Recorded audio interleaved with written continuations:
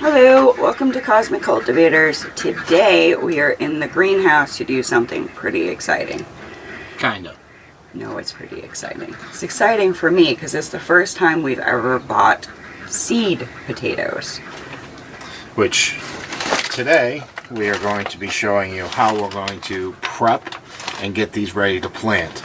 So our first variety we have here are the Kennebec seedless, which, by the way, potatoes. I will mention Sarah from the Big Blue House says she's not a huge fan of because they're kinda on the starchy side. That's alright though. It's our first time doing seed potatoes. We had no idea. Now we have the Red Norland, which seems to do the best for everybody, so I'm excited to plant those. And these ones we're kind of taking a chance on because we're container growing. So it's the russet Norcota? Is that correct? Norcota. Yeah, I believe so. Yeah, Norcota seed potatoes. So we actually got this technique from our soul couple, as we refer to them.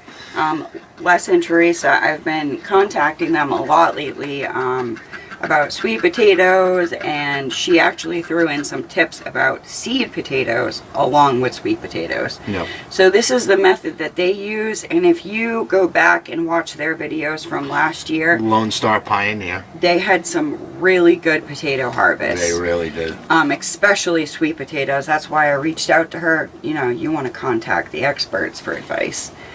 So, they actually referred me to a lot of Sarah at the Big Blue House Homesteads videos as well. Yeah. Which always. I also watched. She's always great for advice. She is the resident expert on everything. So we're going to show you how we're going to do it. Take these tips to heart or not. This is just how we're going to do it. Yep. Alright, so with all potatoes, doesn't matter what variety you have, you're going to want to keep at least 2 eyes per chunk. So that one's going to be hard because it looks like half of the potato doesn't really have much, except for that is an eye there. Well, still, there. if there's potential, like you'll see here, which is what there's I'm little at. guys. We're going to that are go ahead starting and to grow. plant them anyway. Exactly. Because why not? waste it? Yeah. So what are we doing here, wifey? Let me get a little zoom up. So since there's this guy here and that little guy here, I'm just going to take this whole... Probably should have got sharper knives, but...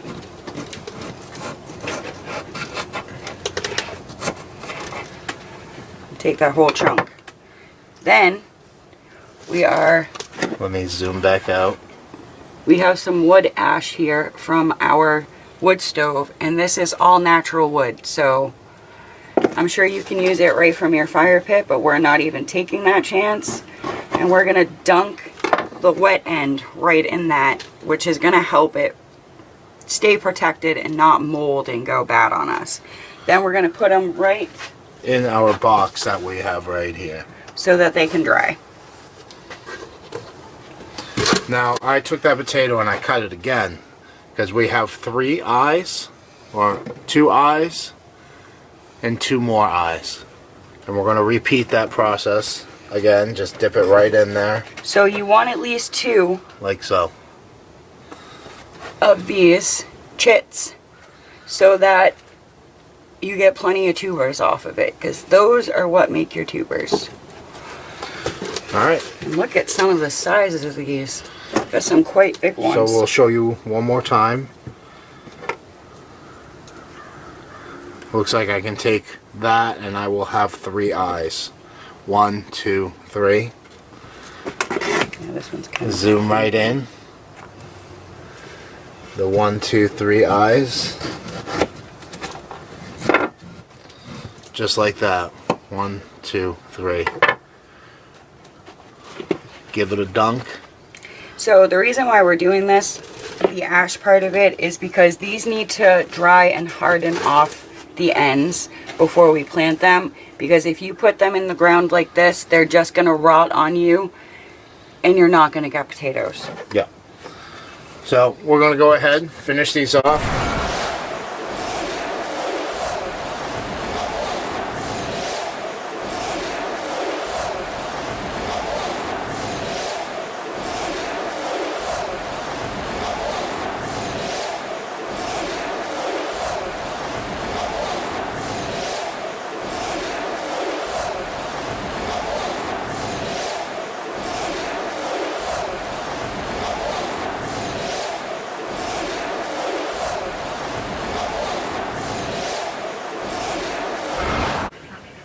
So we got this part all done.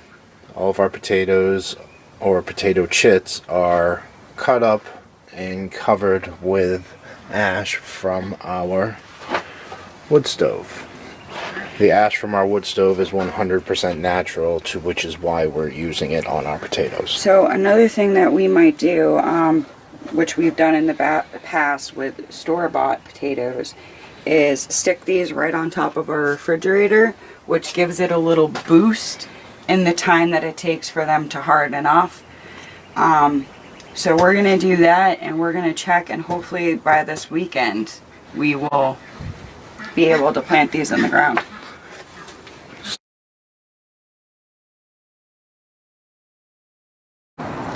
Alright, welcome back. We are about a week later. Our potatoes are nice and dry. So today we're hoping to get them planted if we can keep ahead of the rain. So we're in the fruit forest. You can see everything out here is doing wonderful. We got one questionable, but he's starting to get buds too. So everything survived the winter and is thriving back here. Even Chris's mom's trees, I gave them a little extra love this year. And they're thanking me for it. Look at that. Beautiful. I believe that one's a pear tree. I believe.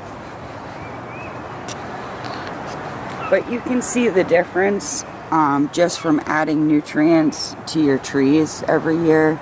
Just how more robust mine are. And I use nothing but organic fertilizers. Alright, so Dolly Parton, a coat of many colors. We have the soil of many colors. Isn't that cool? We thought we would show you just the contrast. I mean, look at that. It's gorgeous. Of different soils that we have just within, you know, I'm going to have to say that's probably a 30 by 40 foot structure. But yeah. So what we're gonna do? Maybe Gina has the muscles enough to do it. Maybe we should just hand sift it. Beautiful. Not really.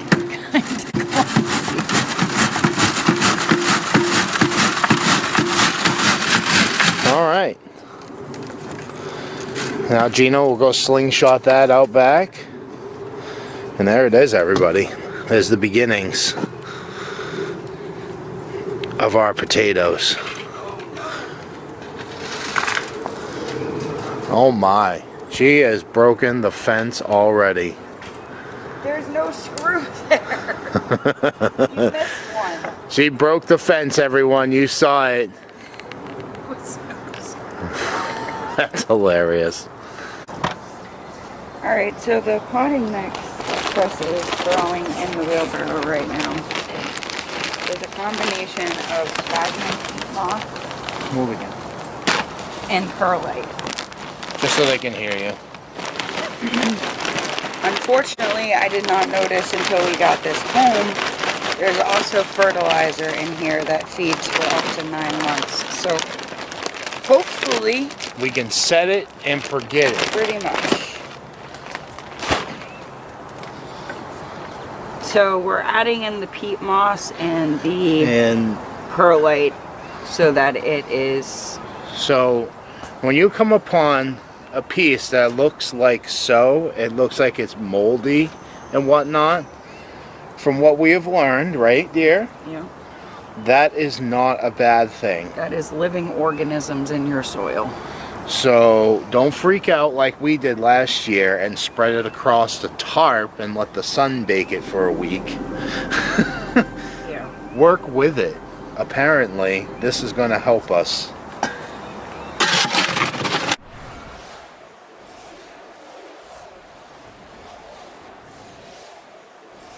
So this soil is pretty damp. You can see it doesn't really stick together very well anymore. Maybe if you have Chris hands, but... Yeah, but even so, like, look, it just falls apart.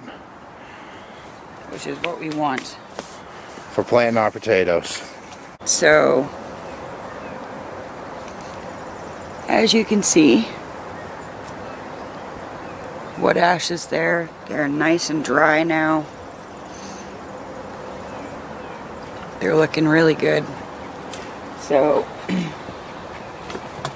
we have 3 buckets here. One of them is kind of out of camera. But these are going to be our potato bins this year.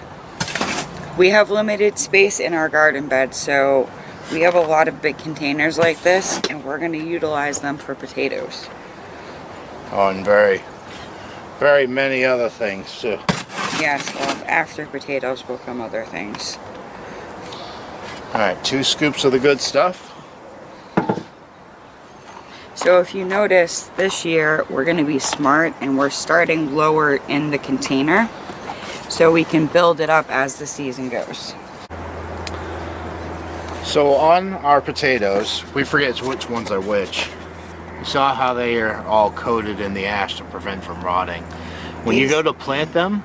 These are the Kenny Bucks. Okay. Kenny, yeah, I think that's how When you you go say to it. plant them, you want your chit side up. Even those little nodules are potential chits. So in this bucket, we're going to go ahead and plant 7. And what I mean by plant is we're just going to set them right on top.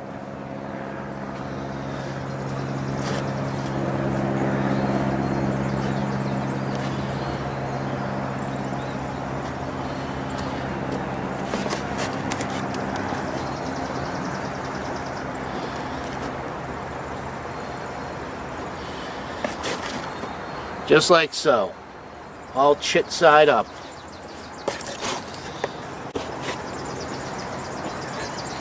Probably going to throw a couple of little ones in there too, because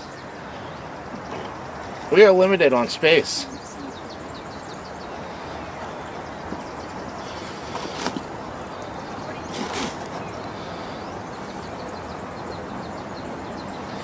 Yeah, a couple of little ones in there. And then we can get another pot going. Yeah, that's probably good.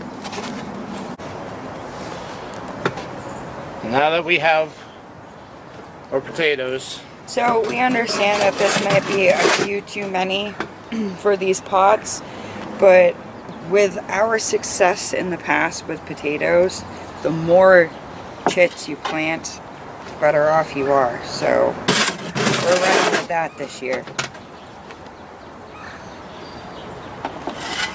So And we're just since- going to lightly cover our potatoes, very lightly. You do not want to pack this down at all. You want them to be able to grow. Go a little heavier right there. And fill out. Yeah, we need a little Alright, bit so the reason why we're only lightly covering this is because we're going to let those plants grow week by week.